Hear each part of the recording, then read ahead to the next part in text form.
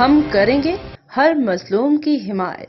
السلام علیکم، میں ہوں حرین فاطمہ اور آپ دیکھ رہے ہیں حمایتی نیوز HD چینل۔ نظر ڈالتے ہیں آج کی اہم خبروں پر۔ کمشنر ساہیوال ڈویژن شعیب اقبال سید کا ضلع اوکاڑہ میں مختلف ترقیاتی اسکیموں کا دورہ۔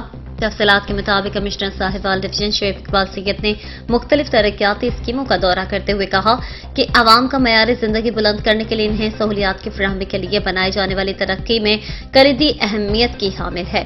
جس قدر یہ ترقیاتی اسکیمیں مضبوط اور دیرپا بنائی جائیں گی، اسی قدر عوام کو سہولیات کی فراہمی کے لیے راہموار کی جا سکے گی۔ اس موقع پر ان کے ہمراہ deputy commissioner doctor Muhammad Zeeshan Hanif, additional deputy commissioner revenue Kamran Bashir Tokar, assistant commissioner Okara Ghulam Mustafa Jutt, district sports officer Muhammad Ishfaq سمیت متعلقہ اداروں کے افسران بھی موجود تھے۔